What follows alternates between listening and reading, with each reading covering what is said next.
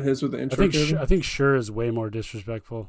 At least Sure. know. Yeah. Again, depends on connotation. I think depends how quickly you say it. Sure. Also, let's keep that in. The length. Episode 15, Driveline R&D podcast, recorded on May 13th, possibly earliest in the week we've ever recorded, Wednesday night. I'm your co-host, Alex Caravan, co-swag manager of baseball analytics. Take it away, baby. I'd actually say that this isn't the earliest record. The first couple episodes when we were doing them like in gym and also the one at the Pioneer Collective, I think a lot of those were like Wednesdays, actually. Early in the week. Maybe. Oh, yeah, you're probably right. Yeah, because what are you drinking, like Caravan? late nights. Summer IPA. From who? Rubens. My boy Ruben, he brews beer in his backyard. Ruben's Brews. As Caravan so eloquently mentioned, Driveline Research and Drinks Podcast, episode 15. I'm Anthony Brady, biomechanist from Driveline Baseball, and today I am drinking the Silver City Brewery Irresistible Bliss Strawberry Vanilla IPA. Also made by Ruben, our boy Ruben. He lives a couple houses away. Not Ruben's Brews, Silver City Brewing. I had one of these last week. I actually thought it was pretty good. Caravan, you tried it. Yeah, I think it's in the like. I had a little bit. It's a bit sweet. I mean, I don't know. I think I also just had it like cold, kind of. I was like sitting on the couch and just randomly drank it. It's in like the milkshake IPA territory. It's like got a little bit of the. Is it lactose? Lactose, yeah. Lactose. It's got a little bit of that in there, a little thicker, creamier-esque, you know. You talking about yourself? I'm pretty in on milkshake IPAs in general. Actually, Lindley, when we were doing tour stuff in Auburn, remember I had that one, like strawberry milkshake IPA. I'm pretty in on them. Nice. I am Kyle Lindley, R&D engineer, Driveline Baseball. And on the other end of the spectrum, as Anthony pours his strawberry milkshake. Oh, that looks good, dude. Yeah, that looks yummy. I'm drinking a Keystone Light, so it looks even better in Max's like beer glasses. These are so nice. Yeah, I want to run up there and take a quick sip. Man, dude, I'm actually really excited. It is a big one though. It's the 22 ouncer, so. Oh, that's nice. Probably best to not drink. You buy them in singles? Yeah, they're at Safeway right now. I think it was like $4 for the 22er. I think you can actually get an even bigger discount if you get a six-pack of it, which not a bad idea. Yo, by the way, is your boy looking a little bit tanner or what? What do you guys think? I don't feel like there's not enough light, dude. Yeah, I think it's just dark. Dude, my face is feeling tan though. I'm trying to think. How does tan feel? Yeah. I mean, Brady. I guess we were out in the sun for a bit last Friday. Tossed around. Oh yeah. Tossed around the football. Yeah, for a bit. Tossed around the pigskin. I mean, you know, it's Black Ops right now, but your boy's probably gonna get real tan real quick. Yeah, tan ops are inbound fast, especially if you bring your bike. Ooh, yes. And by the way, for any viewers, I think you look much more pale on the podcast than you do in real life. You always look. I've gotten comments from. I mean, you can probably guess some of the sources, but I've gotten comments that you also look paler. Who's on that? The podcast? Are you talking to me or Lindley? You. Okay. Well, Lindley's gonna look pale either way. I'm talking. You looking pale sometimes. Okay. Yeah. No, totally. I'm not to be first pale of all, in Seattle, dude. First of all, honestly, I was gonna say pale and sickly. I didn't want to say the and sickly, but now I just feel like we're just gonna have it all out on the table. Yeah. You sometimes do look a little bit pale and sickly. Well, transparency. Yeah, I mean, there's you're transparent right now. They can see right through you. Yeah, there's very logical explanations for that. Mainly the 3 bright screens of monitors and the poor overhead / harsh white light. Also, I fully know who that comment is from.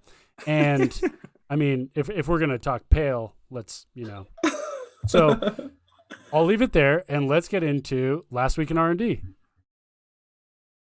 Okay, what you got, Lindley? Oh, I've just been working on studies. Been working on writing the weighted ball study, the methods and results section, and getting some tables and things together. We're going to talk about it in a second, but just getting some of the planning done. So since we have a bunch of studies kind of on the docket to get written and submitted, getting some of that planned out so we can get those out as efficiently as possible. Yeah, I guess we should also make it clear that the last week in R&D is actually just the last 2 days or 3 days in R&D, because we're doing this on Wednesday. Got some scheduling conflicts coming up, so we're trying to record this now. It'll be dropping on Monday. Why don't we extend it to one personal update too? I went for a run with Caravan and smoked them up a hill in West Seattle, training for my marathon in 18 weeks. Wow, you won? No. Oh. No. Well, that's less exciting. No, I mean, it's all good. It's all good. I was trying to take it easy, but it just like, you know, when I see like steady grade like that, I honestly, Lindley, I wasn't even trying to like pull away from you. Once I just hit the grade, your boy's pace doesn't stop. Doesn't matter if I'm running downhill, flat, or uphill, the pace doesn't stop. So I just kept chugging. I was like, I bet Lindley's right behind me. Yeah, pressed right. it, got to your house, waved hi to your girlfriend on the balcony, started doing some jumping jacks, talked to her a little bit about you, did some more jumping jacks, called my mom. Then you showed up, you know, went inside. I snatched 95-pound dumbbell cold. It's all good. Dean Jackson come at me. It's all good. But yeah.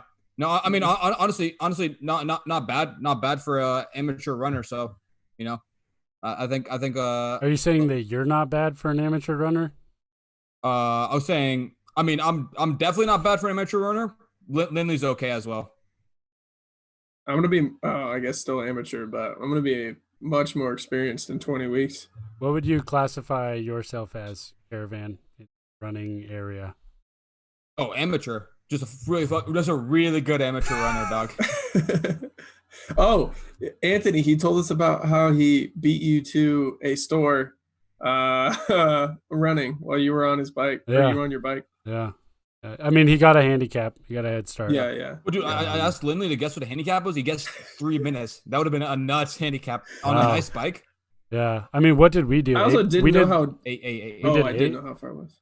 I mean, 3 minutes. 3 minutes isn't bad. Originally, when we looked at the distance, like the Google Maps estimation, it was only like 4 or 5, right? Because you offered to give me like. Because you could do both of them on maps. Yeah. Oh, I thought it was 10. It might have been 10, and I might have taken a smaller one. Yeah. Because that was the thing. Because I lost, and not by much. We were actually really close to the estimation. The biggest thing that screwed me was that hill. Yeah. The hill shot me. Is the hill harder on a bike or running? I think harder on the bike. That hill in particular, yeah. That hill, yes. Yeah. It was like so steep, and I say that too because like I was on my bike for the first time ever. It's like a 21 speed bike in the absolute lowest gear, just pumping. And there was a couple walking next to me up the hill at the same to a borderline faster pace, right? Yeah. And I like there were so many times when I was like, I should just get off and just like run with my bike at that point, you know? That hill was nice. What you got in the last couple of days, Caravan? Mostly some software stuff. And by the way, I don't want to do it here because we didn't put it out as a segment, but I think maybe next week we should devote a segment to the edge track stuff that we just kind of presented on in front of the company today. Yeah. But yeah, mostly touching up some software reports that are going to come out live in the next couple of weeks. Doing some error analysis on some Black Ops stuff, which I'm not going to touch too much in detail here, but I think could segue nicely in another kind of like data science, EDU talk like last time. Sigmoid functions. Yeah. Sigmoid functions invented by Sigmund Freud. That's not true. Disclaimer for everyone listening. Besides that, and then we're submitting our second D1 baseball player profile on Asa Lacey, who's so good, dude. you guys know much about Lacey? Pitcher? Yeah, pitcher, A&M. He's gonna be like one of the top picks, but he's so good. Like just like 50% K percentage. Wow. But Wait, in like just this year? a really in like 20 in like a really abbreviated, but each year like his K percentage ticks up.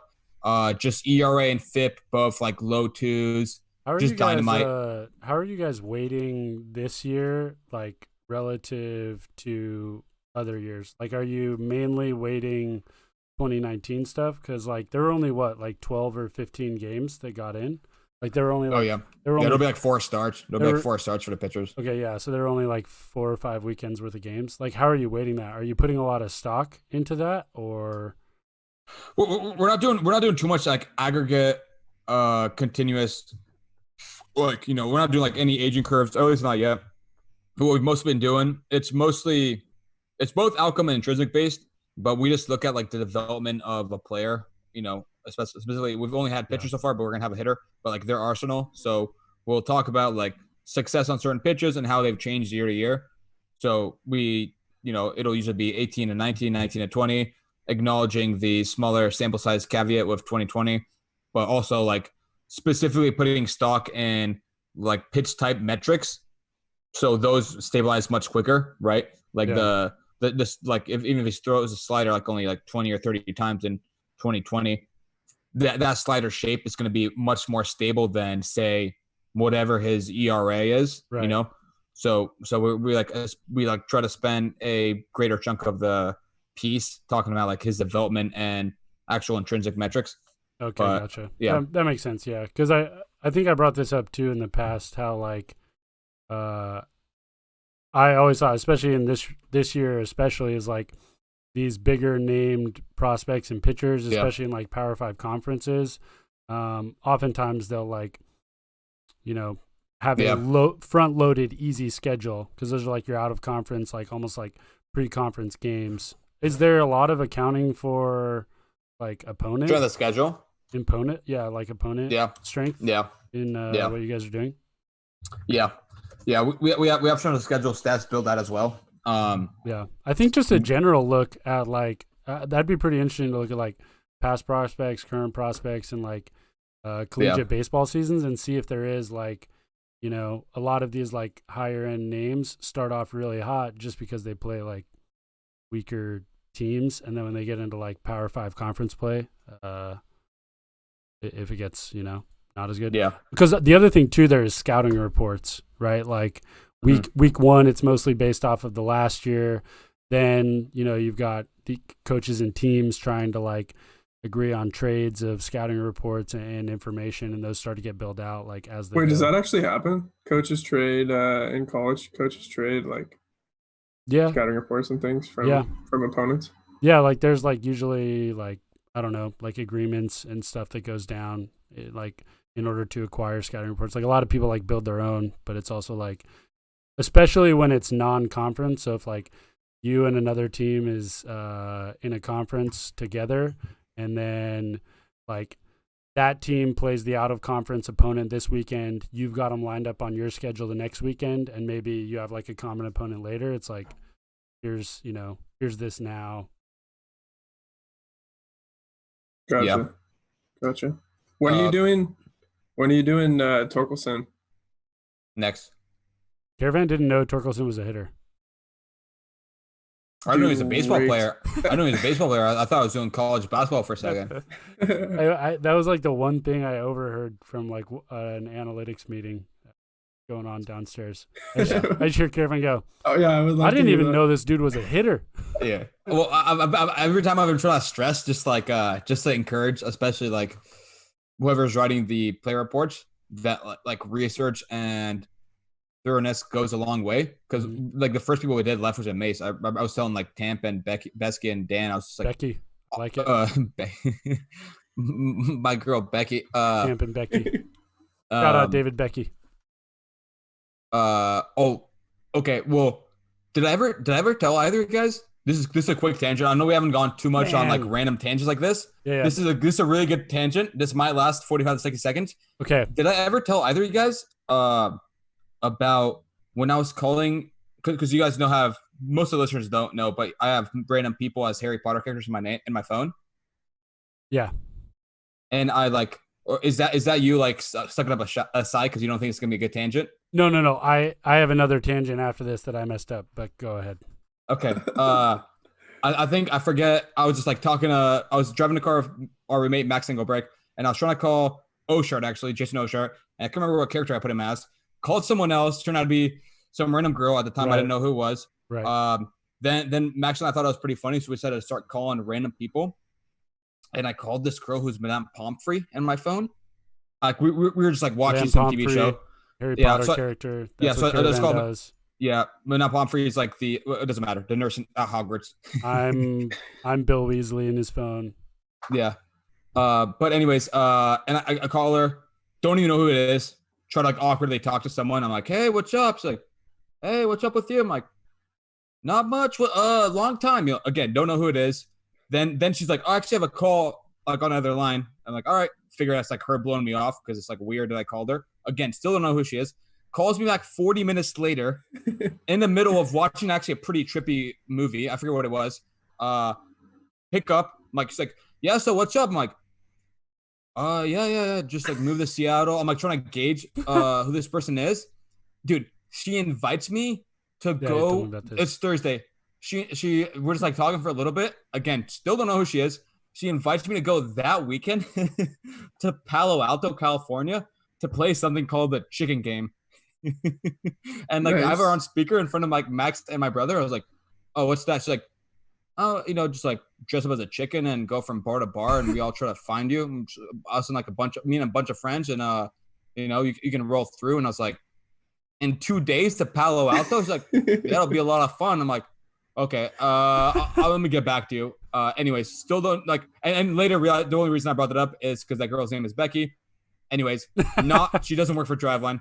But figured I'll let the listeners, see a little bit behind the scenes of my life. Did not go to Palo Alto, by the way. Yep. But really quickly, I think I was just trying to make like Besky and Tamp more comfortable, especially writing the profiles. Because I was like talking about Mace, and I was like, I kept telling him, I'm like, right now I'm about to do a write up for Mace. Right now, I don't even know what hand in this he is. That's how little I know. I don't even know what hand in this he is, but I'm about to submit a hopefully decent rough draft in 24 hours. And you don't know if he stands in the batter's box or on the pitcher's And the mound. thing is, I still don't know what hand in this he is, and we published the article. I laughed when you said you didn't know he was a hitter, but the only reason I knew he was a hitter because he was ASU guys. So, I mean, I also think I wouldn't know either. Most people who like pay a average level of attention, probably even a below average level of attention to college baseball, know who like Torkelson. Yeah. Within like the few years, but my shorter tangent that I was sighing at that I messed up on my end is for the last 15 minutes I've had the visual overlay on the last I've had the last like transition. So Let's go. Like on the schedule, it's like we started from the very bottom and I just barely noticed it when Caravan started talking that. Changed it to how we're on the first thing, which is last week in R&D, but for the last 15 minutes for people on YouTube, it'll look like supposed to be talking about PitchAI, which we'll get into.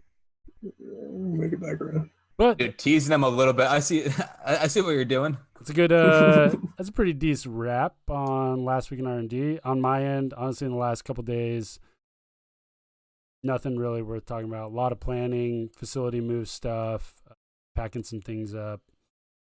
That's been most of it. Some Black Ops projects. Can't bring up now, but stuff is in the works. Yeah, facility move basically finalized. The research lab got the last of the things out of there. Yeah, man. Oh, I guess that was before the last one. Yeah, we did a little more on Monday. We wrapped it up after the day after that podcast. Finished off those things. Lindley and I established some new rules for the facility. No tape and no zip ties because that is not an effective cable management solution. Because we had to like go through and tear down like all of the taped together cords and like cables are just like zip tied together. The Velcro straps and the clips are definitely the way to go there. And some also, of the some of the opsing in that building is incredible. I pulled off the monitor in the 4-3 lobby, and there were two pipes mounted onto 2x4s that were holding the monitor, and because it had like a rack or like a mount on the back of it, and in each one there were on each 2x4 for each pipe there were 5 brackets holding it on screwed in. I think there were even more, dude. I feel like I saw like 10 brackets on one. It's insane. And they were all like 2 or 3 inch like wood screws, like the deck screws that were going through the 2x4 into the wall. Yeah. Dude, we did some like corner cutting stuff, like definitely excited for the new facility to just like start fresh with a lot of that, because I mean, we ran into the same issue last year with the biomech lab when we did like the 4-3 organizing and cleaning overhaul, because like that was just getting like messy. Stuff was everywhere. I mean, we just had like Ethernet cords strung out across the lab, and people were just walking like on them like it was nothing, And so we just duct taped everything to the ground, which was annoying. I'm still trying not to go into a new facility until 2021. That's going to be a very impressive feat if you pull that off. Also, you definitely should, because it's so goddamn big. It's cool. Like, it feels like a Costco right now. That's all I got for last week in R&D, though. Also, last week we started employee reviews. We got to finish those. And now I will effectively this week transition to the right side. Just a preface of what before we start talking about reviews. I've asked Lindley a couple times what he said about me in the reviews. Getting kind of nervous. He hasn't told me, so I'm worried it's something bad. Because I figured there's no other reason not to tell me unless you fucking roasted me. Yeah. Employee reviews. Twice a year. Lay the groundwork for what they are. Twice a year, every 6 months. It's just like the opportunity for feedback, evaluation of like the company, specific departments, peers, coworkers, just like your time to just like say everything that you want about what's going on, have input, either like hype up your coworkers, talk about all the things they do good, or also like give them, constructive criticism, feedback, rip them to pieces, that kind of a thing. And then there's like to follow like one-on-one meetings, and all that. I think it's a huge part of Driveline, and I think it's crazy that we still do such like a good job at the rate that we've grown. Like employee reviews in that process when it was like 20, 30 employees is like a lot of work and stuff. And when it's like 40, 50, yeah. But now at the point when it's like 70 plus people are, we don't review everyone. Reviews, right. To make it clear to everyone. Right. We don't review everyone. But as far as like company feedback, executive feedback, that type of stuff, I mean, those questions are answered and reviewed by everyone. Yeah. Starting to get a lot of voices, and I think like a lot of it is heard out, and it's not just like a throwaway. I mean, I was even telling Lindley like I put a lot of time for my reviews and feedback. Also, just because I think it's like a really good thing in general, back oriented, to not just like see something that's wrong, say dumb, address it, kind of a thing. So I'm a huge fan of the review process. I say that now as of Wednesday, having not done any of them, and they're due by Friday. So I plan on dedicating like most of tomorrow and Friday actually to do that. Yeah, I mean, it's just a good opportunity to like get your thoughts out and get them heard. I'll probably do them all Friday, honestly. Yeah, it'd be pretty.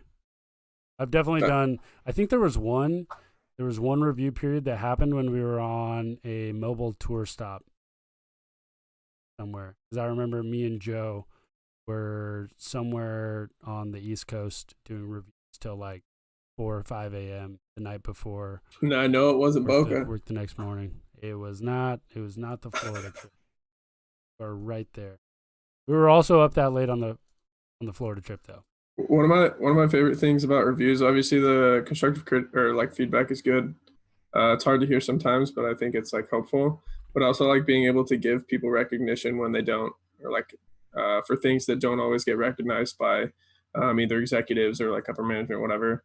Yeah. Like because we can like give kudos on company communication channels and things like that. But I think there's a good opportunity to do that with reviews because whoever's reading the reviews and collecting them is like in that mindset to like really take all of this like all these insights from all the employees to heart. So I think it's a good opportunity there as well.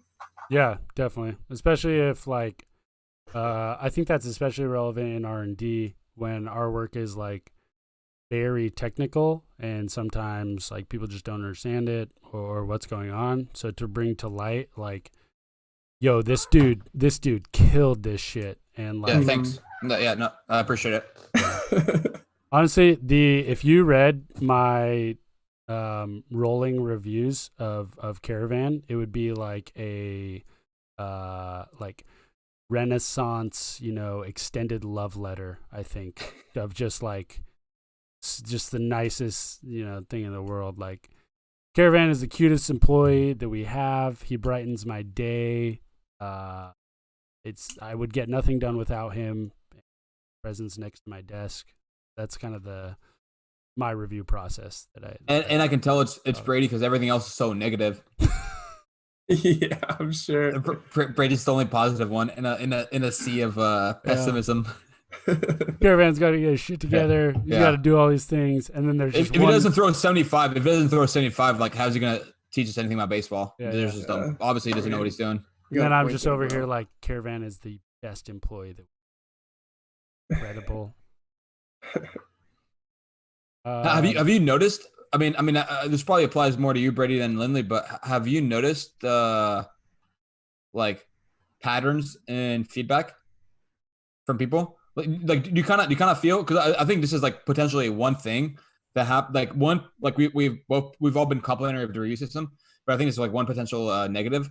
The fact that the questions don't really change, I think it makes it easier for people to kind of repeat the same ideas. Yeah. Despite like employees potentially changing, or like situations changing. Like just because something's a negative at some point doesn't mean it'll always be a negative, especially as the company grows, right? Yeah. Or like needs pivot, direction pivots, that kind of a thing. Yeah. Yeah. That's a good point with it. I can't say I've really noticed that. It'll be interesting this time around to see. Yeah. Like it's also. I mean, it's tough to tell because like all of the feedback is anonymized, So like you're not like it's a little harder to track and trace who's saying what they're saying, how they're saying it, kind of a thing. But no, I could definitely see.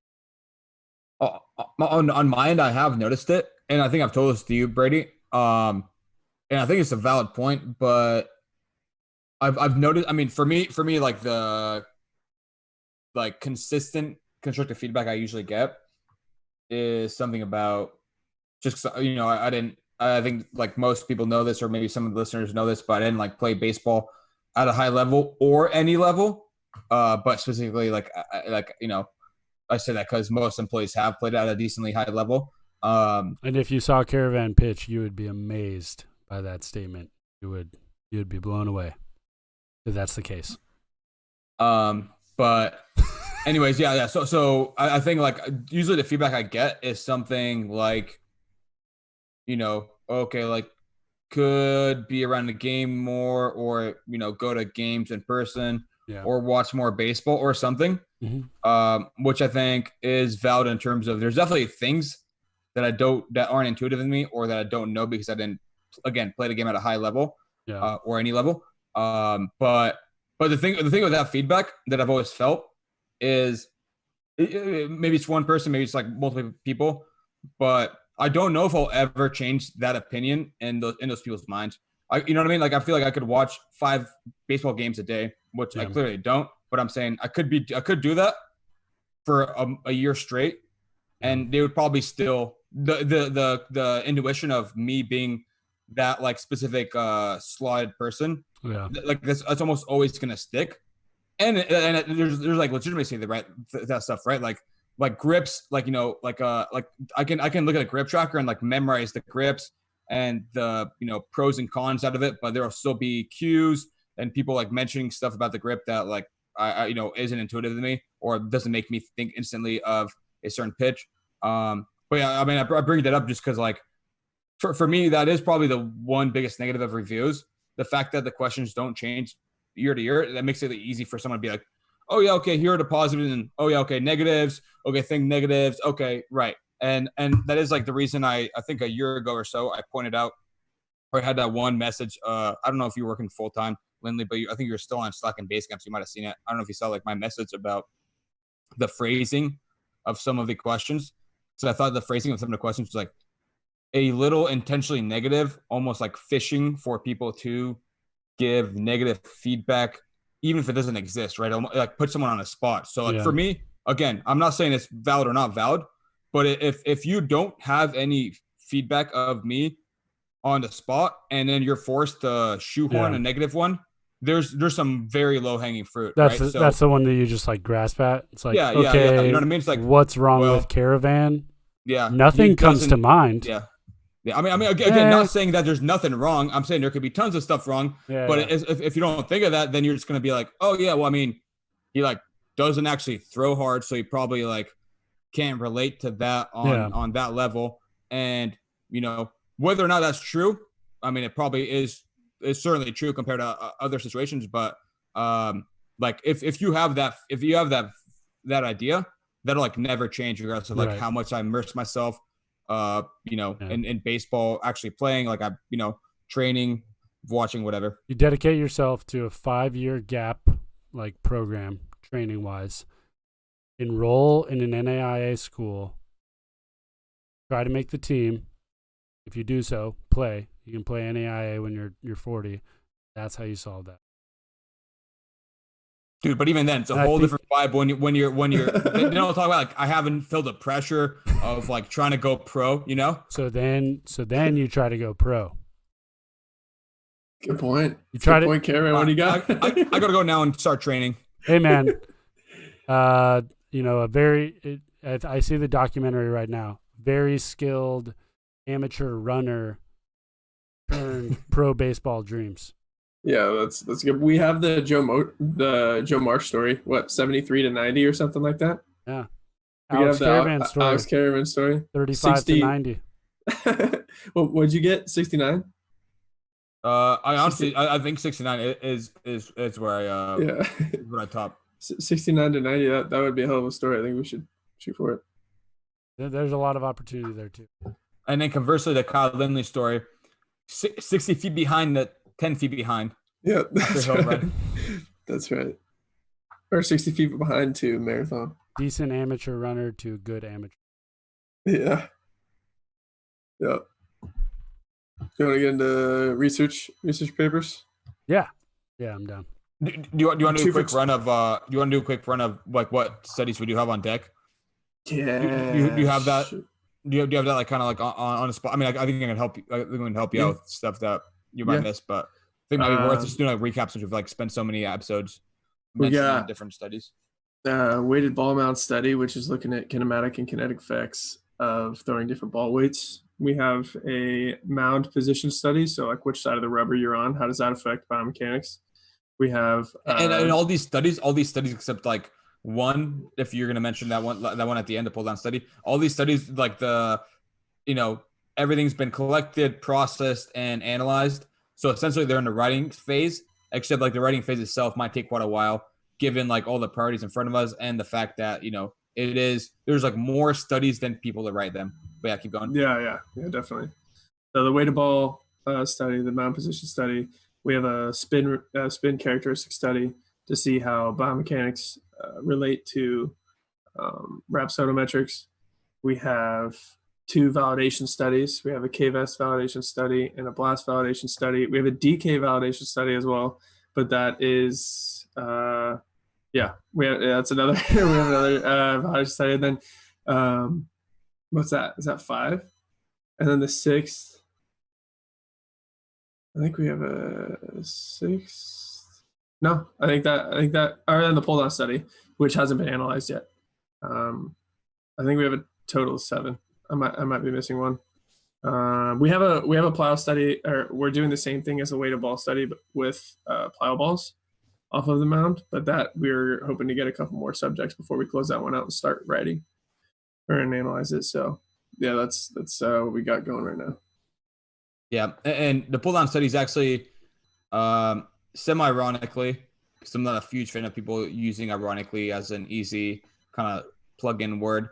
But it's actually I guess a few of these studies started out early on, but I was the initial primary investigator on pull down studies. It's one of the first ideas I had when I started working at Driveline, just looking at basically my idea was why are certain people better at pull downs than others in a biomechanical framework. So it took way longer than I thought, but we collected data of people who went through a motion capture assessment in our lab, and then also went through the full slew of the pull down regimen. So the whole ordered rank of different weighted balls. And then so it should be very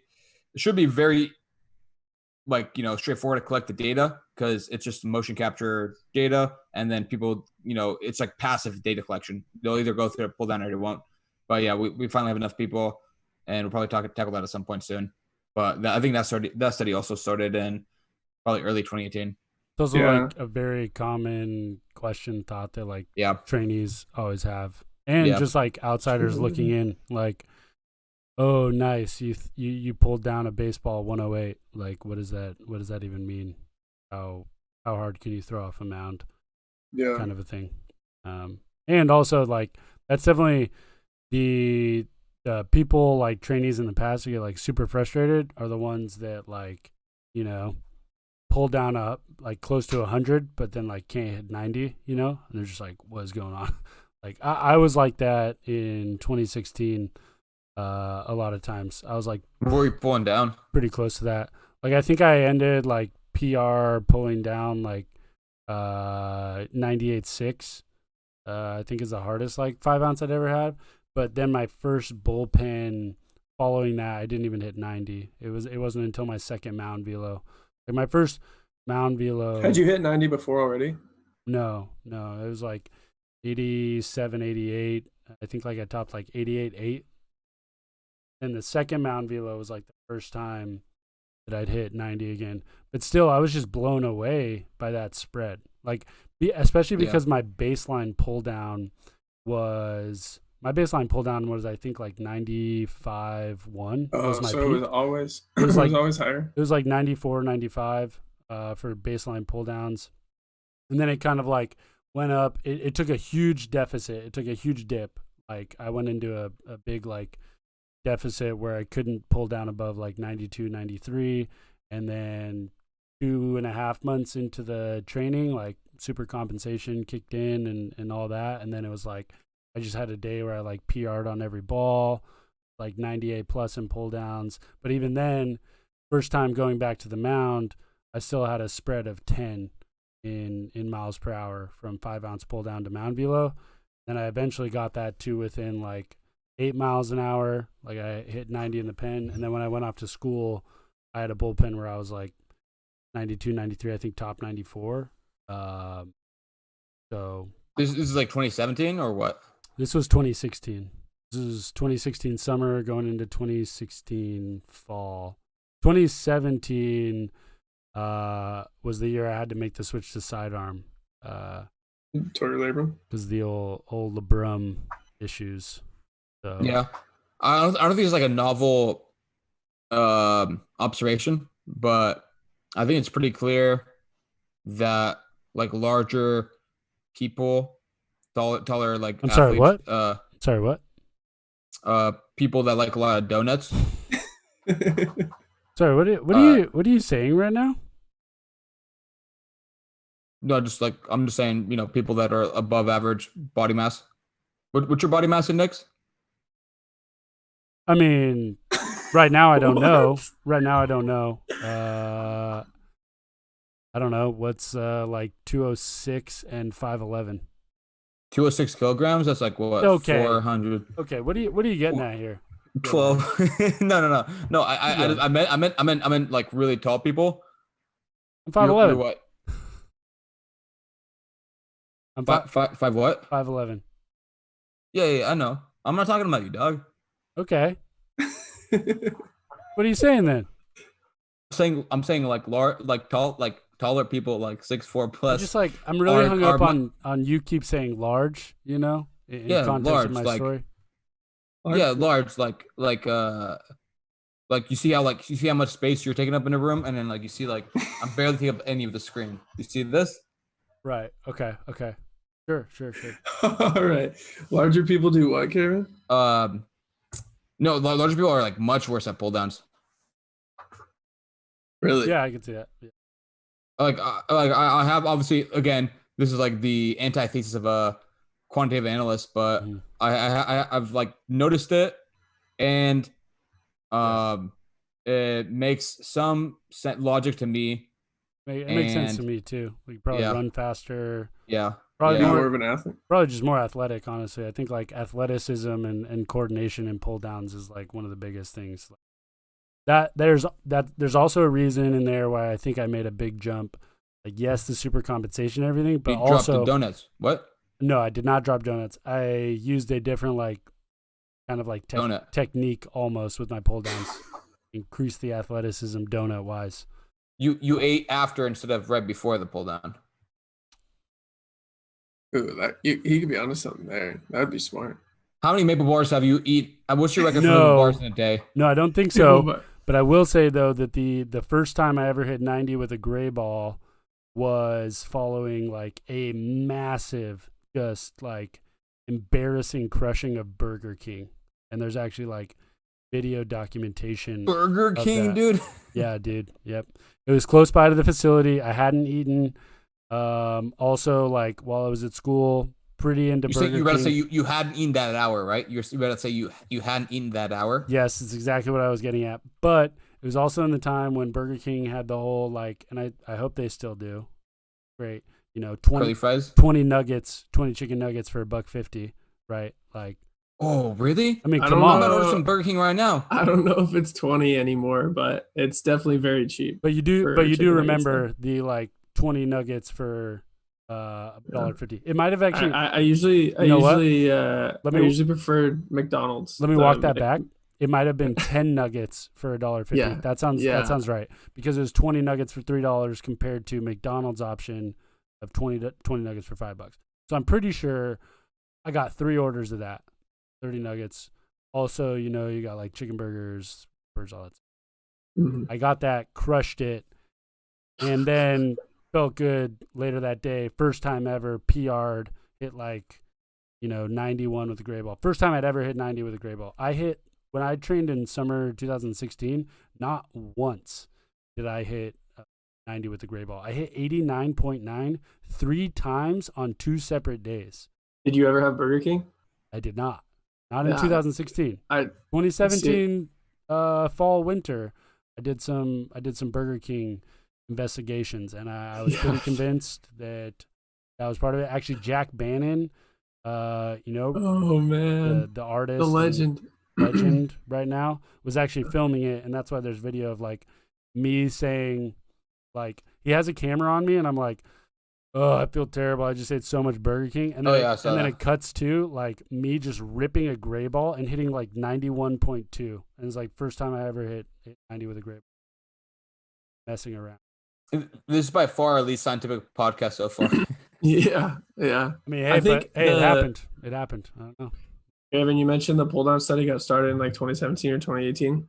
I was writing the method section of the weighted ball study, and I was like putting together a description of the motion capture lab, and I was realizing that it's definitely It's changed so much. Yeah, our systems changed I think we're confident that the data isn't going to be really affected. If it is, it But might be for the better. oh yeah, well, yeah. Did you But reprocess any of those takes then, or throws, or are we just keeping the OG ones? we processed them all at the same time. All the data, I actually cleaned the data when I was working remotely at ASU. And we didn't reclean them, but we just processed all of them at the same time. So yeah, that's interesting. And also, I was thinking about how we're gonna have to go through the same description, the same really methodical description of the motion capture lab. For all of these studies. So I'm just gotta paraphrase them, dude. I don't know if you saw when you looked on the Blast study. I literally just wrote like a one line in there for the mocap study. Like I just reference the study we always do. Like I don't know if I'm gonna roll with that, but remind myself to kind of cite that and reference that. That's what I was gonna say. I think we can just we're getting to a point, especially as our setup stops to change because we're getting it better and better. We can just start to reference one of our past studies that describes it, because that's what Fleisig's group does. They'll say these metrics were calculated according to the methods described in this paper. Dude, by the way, to keep the eclecticness, should I say, of this podcast high, you guys noticed the Hitting podcast didn't release this Tuesday? I didn't notice. I think they 6 weeks in, and 6 weeks in, yeah, they're backlogged, and 6 weeks in, they're already I'm posting Hitting training floor right now. I mean, we had similar issues. We still got that. But the video podcast issues, is audio issues. But we did eventually get it out. I think there was one or two times when we may have missed a Monday release, but I don't think we missed it by 24 hours though. Yeah, I think you're right there. It's unbelievable, man. Can't be happening. The superior Driveline podcast. Drinks. I'll get into a quick description though, of the our process. As we talked about, there's more studies than people to write them. So it's we design a study, we collect the data. Once the data is collected, then we somebody puts the data together, whether that's Caravan or lately I've been trying to format the data in some tables so it's easier. Caravan doesn't have to spend as much time with us. It's got a lot going on. So he runs the statistics, we make sure everything's chilling, and then it's just good to go for writing. And then we interpret that, and then but then the writing has all these different aspects. We gotta write the methods, how did we do it, the intro, and discussion, which are probably some of the bigger harder things to write, because you have to find the references, talk about why you did this study, talk about your thoughts and everything. So just trying to get those make those discrete tasks so that we can get them out as soon as possible, because I'm pretty excited that we can push out a bunch of research within the next 6 to 8 months. Yeah. I was gonna say, I don't know what you guys' thoughts on this are, but I think by far the easiest way to start is writing the results first, since that's what's fresh in your mind. You just wrote it, and you are gonna base the crux of the paper. It'll depend on what the results are, anyways. So at least from my point of view, and I haven't really started writing the study I'm writing right now. I just kind of jotted down the outline, but it'd be writing the results, and then kind of methods and participants is an easy kind of check box as well. Maybe a quick couple lines on intro. Then you kind of then you start getting into discussion, which is the meat of the actual writing process, because it's critical thinking based. You also have to do another round of research if you haven't already, if you don't have a bunch of stuff already lined up, and actually interpret the results in the context of the existing research. Yeah, I agree in this aspect, but I will say that I think I preferred or liked the writing style that kind of had in school with projects and stuff like this, which was starting with basically a massive lit review, and then theory or whatever, and proposal, which is more or less just the intro, right? Mm-hmm. And then that's the proposal for, hey, here's this thing I want to do, and here's why. and like gathering all that information and having that, and then like then executing the experiment, having the results, and then as you said, like then from there doing results, and then discussion. But I think going forward, what I would like to try and implement is writing if not the whole intro, at least the last like paragraph of it. Like, what is our hypothesis? Yeah. Purpose and hypothesis. Like if we can hammer that out and use that in the final paper, just for like better scientific method, reduce as much bias as possible. Isn't that part of the IRB like approval process? Like, definitely. Yeah. And like that whole process does go into it, but I think it would be cool if we could actually write that or the whole intro before we actually started collecting data on the.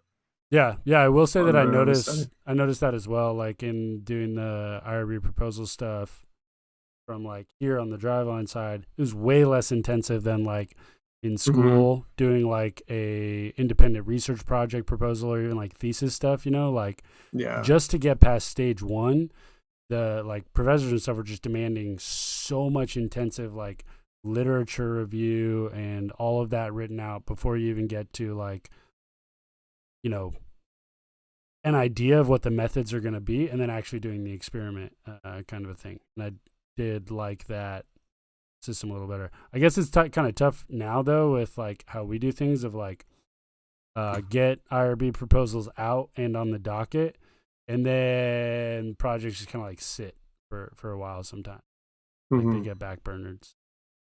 Yeah, our last couple we've been good about that. Like the Rapsodo one, or the grip strength study that we were planning to do, got that approved, and we were going to start collecting data very quickly, but then this happened. And then the same with the flow bar study and the hip loading strategies. Once those got approved, we got to collecting pretty quickly. Yeah, just like the blood lactate study too. Yeah, it just officially closed now. We dropped easily over a G on the equipment too. Really? Also, that buzzing is definitely on Lindley's side, huh? And it's getting louder, dude. It's getting louder. It's getting louder. I think it's maybe because I'm. Is it? Can you still hear it? Listen, bro. Apologize to all listeners. Throw Marissa on the mic. Go take care of the buzzing. Yeah, apologize for all listeners for feedback. Yo, Marissa, how are our studies written on the PT side of things? All right, you guys want to get into PitchAI? Yes. All right. Unless you have anything else on research article preparation. Nope. Okay. Well, besides my hanging question. Is it? Can you still hear the buzzing? Yeah, dude. Just. Bro, low-key, just mute yourself, and Brady, just talk about PitchAI. All right, getting into PitchAI. Okay, so do you hear it, Lindley? Instead of like, I think it's the fan on my my laptop. You told me you didn't have a fan. I asked you. On my laptop, bro. Okay, so getting into PitchAI, what we're doing here. I'm gonna share my screen.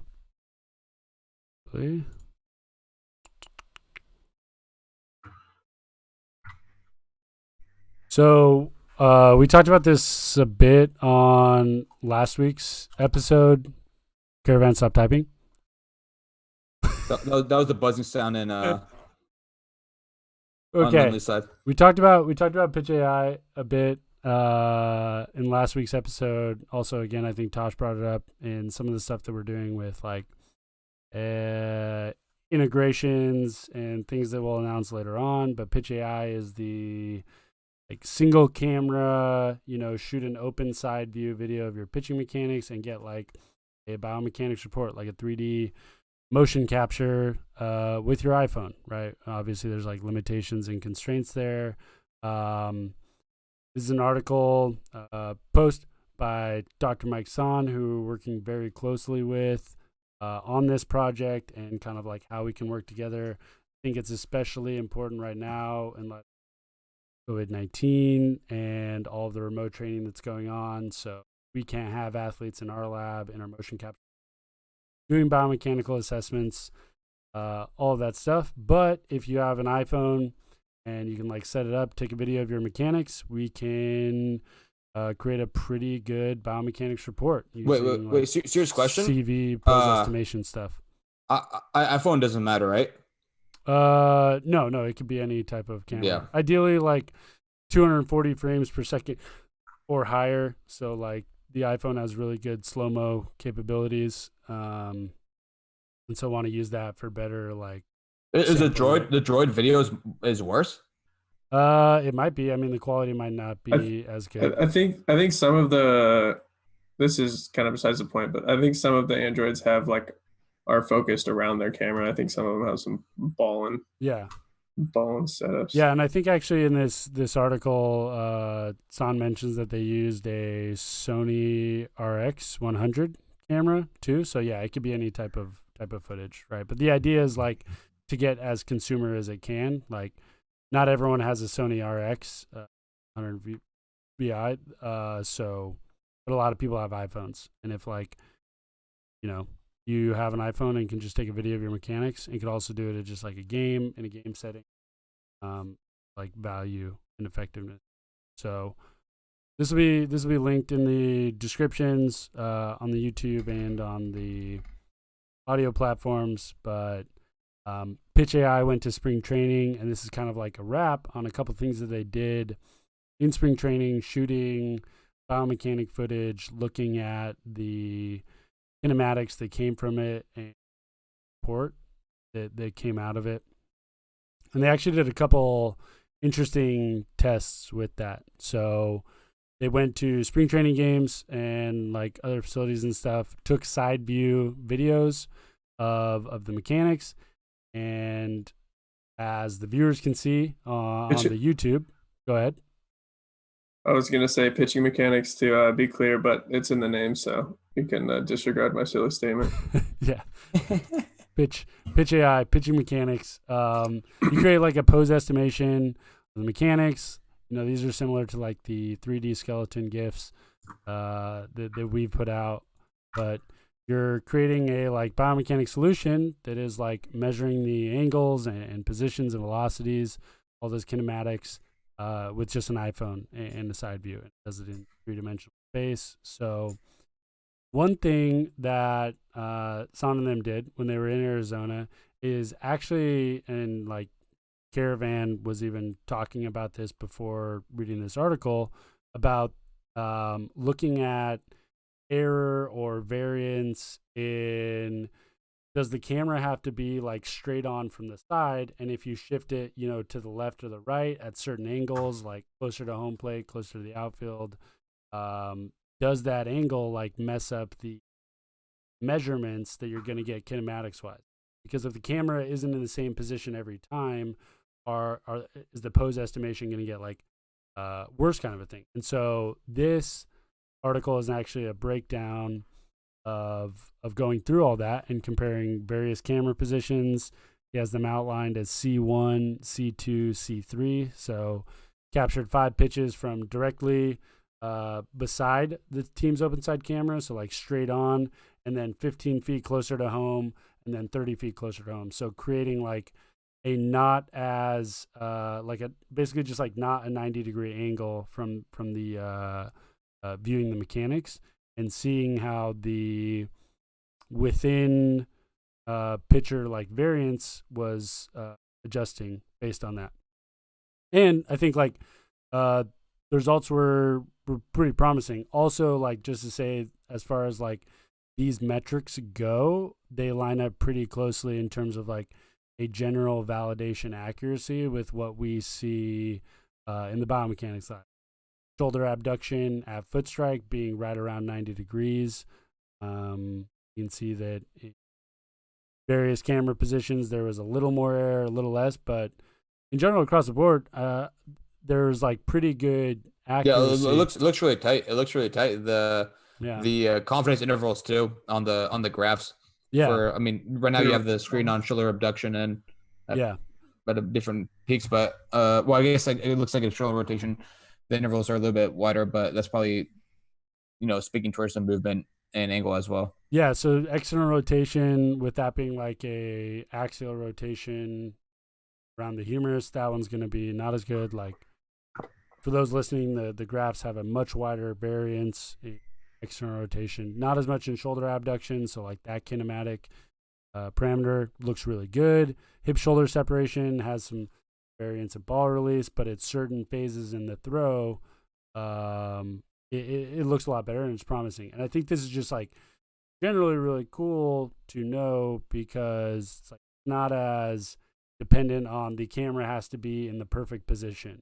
Because in the biomech lab, the camera gets bumped, the calibration gets thrown off, captures are kind of like screwed. But like that's another thing too with technology companies and calibration recording data. Sometimes if you don't do it perfectly, the data is just like wash and useless. And so to have flexibility of like a 30-foot range where you can be set up and capturing data points and it'd still be pretty accurate, I think that's like pretty promising, pretty important piece of this. He's got full signal analysis here, looking at variance of external rotation in those camera positions. Again, there are parts of the throw where it's like definitely not that great, but that's just a limitation of this markerless video solution to biomechanics. But shoulder abduction looks really tight for full signal analysis, even hip shoulder separation as well. So there's a lot of promising aspects and in terms of like reliability and within subjects analysis going on here. The other comparison that San also did for this camera position reliability testing was looking at moving the angle in terms of height. So like being at the ground level versus being up, maybe like 1 or 2 floors up, like in a deck up on the second deck of the stadium and looking down, and saw pretty good similar results in terms of like tighter variance for shoulder abduction, external rotation gets a little rougher at point, but from foot strike to ball release, hip shoulder separation, pretty tight variance and within pitcher reliability, even full signal as well. So I think this is like really, really cool, and I'm like really stoked that we're continuing to work with San. Is like great to work with, and also this is just an exciting project and a direction baseball biomechanics is going towards anyways. Also just topically relevant, COVID going on, motion capture is going to be happening, at least in our gym in Washington. Are these the 3 main metrics that he plans or we plan to use? Because I thought it was my understanding that we were also going to use Flexion Metrics because those were pretty reliable as well. Yeah, like elbow flexion and knee flexion. Yep, that's but a good point. It doesn't look like these are. Yeah, that's a good point. I should have addressed that as well. No, there are way more metrics and kinematics that this PitchAI solution spits out beyond just shoulder abduction, external separation. I think you just touched on those specifically for this, but yeah, there's like shoulder horizontal abduction exists. Also, like lead knee flexion extension angles are in there. Back leg flexion torso tilt, side bend, bend as well. Elbow flexion is a big one that very valuable in the report, and the kinematics of that look pretty good as well. So yeah, I mean, at some level, and I was also saying this to Caravan, like all the kinematics and even the kinetics are in there somewhere with what we can do with PitchAI, right? Like with sensors like KVest or the limited solutions, like you're just limited by not having a sensor on every segment, right? Like that's why you can picture and get some kinematics here and there. But for a markerless solution, you're creating the same like 3D representation of the mechanics of the movement So you can calculate from there the kinematics. Now, some of them might not be as accurate.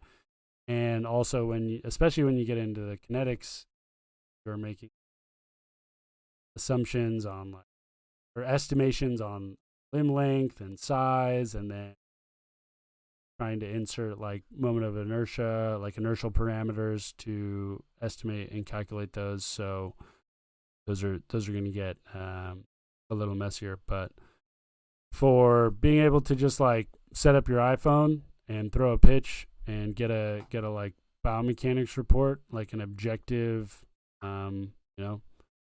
accurate and valid with some limitations biomechanics report, I think this project's super exciting. And this is just an example of another cool direction that it's going in terms of it's pretty flexible as far as setup and usability. Yeah, and I mean, kind of like Brady said, just one of the first things that popped out to me, just what kind of variance we could allow in the camera angle to view. So pretty, and I'm definitely going to review this off air, but yeah, this is Brady mentioned it's a couple minutes before the podcast. So pretty happy that this was really a focus and something that, Son and everyone, checked out. And he has other validations comparing it to, rather than looking at reliability, comparing accuracy to motion capture. Yep. Trials correctly. Yeah. And ideally, if we had athletes in gym and in the mocap lab, we'd be doing that as well in tandem right now. So the validation front is obviously important in terms of one-to-one comparisons to mocap, but I also, and we've talked about this in the past, as far as if a product is really reliable within, there's value in understanding their assessment to retest changes for monitoring purposes, even if there isn't a one-to-one accuracy comparison to our lab. Obviously, that's going to limit us in terms of taking our insights from the lab into PitchAI, unless we can adjust for the offset, whatever it is. But the reliability stuff, I think, is huge and very important there. Makes it a really, really useful product. Sweet. Yo, how much strawberry milkshake you got left? About a third. Strawberry vanilla. Don't try to fool me that you're not going to finish that, dude. Strawberry vanilla. You guys got anything on PitchAI? No, I think it's cool. I haven't worked with any of the data yet, but especially I'm super in on the fact that you get full signal data, because I think as long as the full signal data is reliable as well, that would be a really cool thing to have for in game analysis. I don't know. I also just a lot of the tech that we use or have used in the past only provides discrete data, and I know a lot of people are pushing to try to get as much data as possible. So the full signal stuff is exciting to me.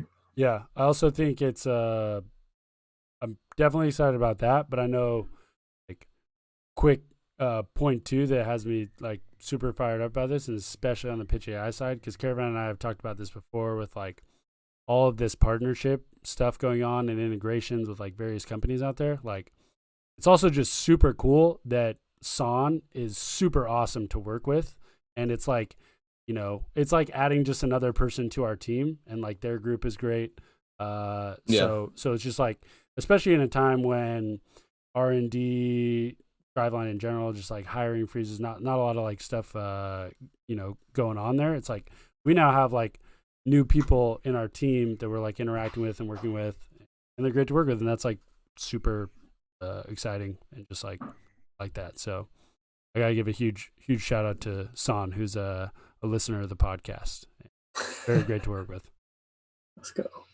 And by the way, I told Anthony to say that on air. He's going to be a lot more critical of Son, but I said dude, come on, he probably listened to the podcast. Obviously, we should appreciate his work. So try to focus on his strengths, not his weaknesses. So that was a little bit more behind the scenes and cut. That came, and that's the podcast. That came from my heart. I send late night messages when I'm up till 4. To Son finally getting back to him, and it perfectly bridges because he's on the East Coast of him answering back like 20 to 30 minutes when he's woken up. And that's actually me on Brady's phone too, sending those messages. Yeah. That's what's crazy. While Caravan's crushing a tequila. Yeah. Dude, I think I'm still writing a buzz off that, and or potentially writing a buzz off 2 beers if not that much sleep. That's crazy. I think that'll be it for episode 15. R&D I gotta see what that wet blanket's doing in the washer, man. I gotta